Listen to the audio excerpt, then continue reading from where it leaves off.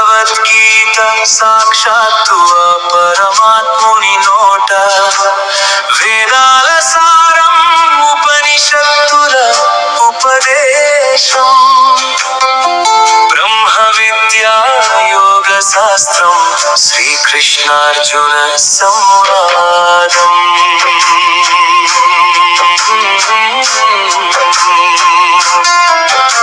శ్రీమద్భగవద్గీత 7వ అధ్యాయము జ్ఞాన విజ్ఞాన యోగము 23వ శ్లోకము. అంతవత్తు ఫలం తేషాం తద్భవత్యల్పమేధసాం దేవాన్ దేవయజో యాంతి మద్భక్తా యాంతి మామపి. కానీ ఈ అల్పజ్ఞానము కలిగిన జనులు వారు పొందే ఫలము తాత్కాలికమైనది. దేవతలను ఆరాధించేవారు ఆయా దేవతల లోకానికి వెళ్తారు.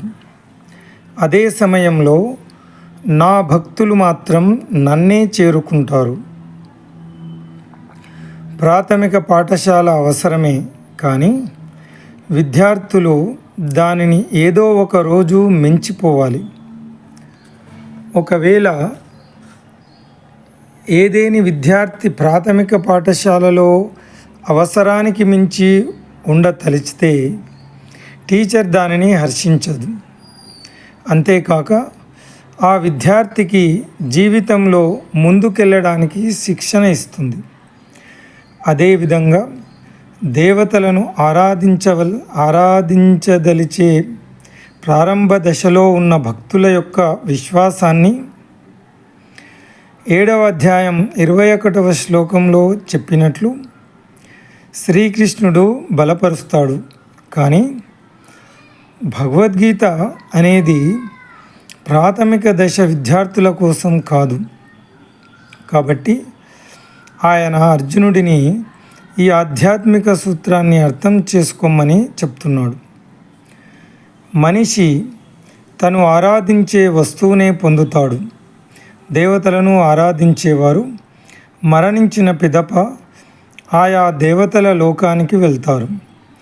నన్ను ఆరాధించేవారు నా దగ్గరికి వస్తారు అని దేవతలే నశ్వరమైన వారు కాబట్టి, అంటే నశించిపోయేవారు కాబట్టి వారి ఆరాధన ద్వారా లభించిన ఫలాలు కూడా నశించిపోయేవి.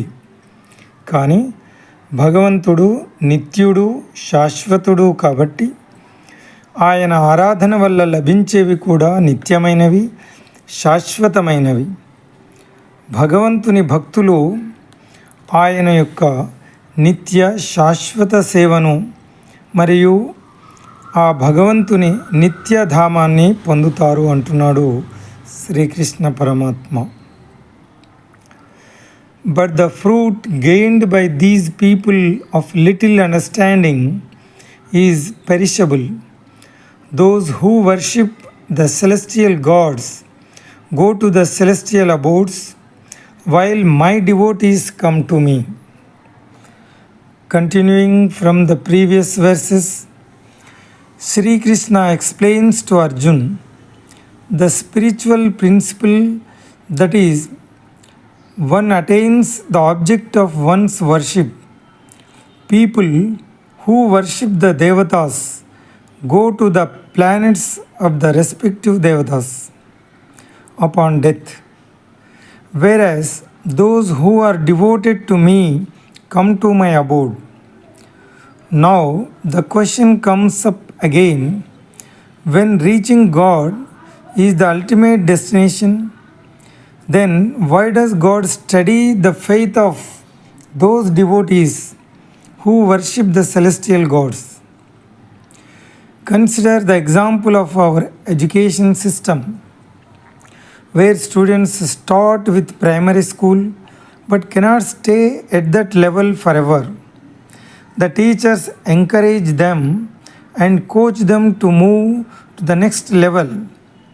Even though primary school is necessary, students outgrow that and keep moving higher and higher. Similarly, the Bhagavad Gita is not for the primary school students or the novices who wish to attain the celestial abodes, but for those devotees who are seeking a higher purpose. Since the devatas are perishable, the fruits they bestow on their devotees are also perishable. However, God is imperishable and the fruits of his worship are also everlasting.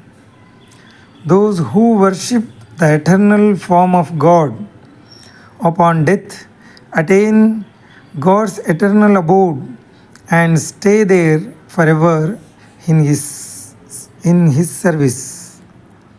Om Tat Sat.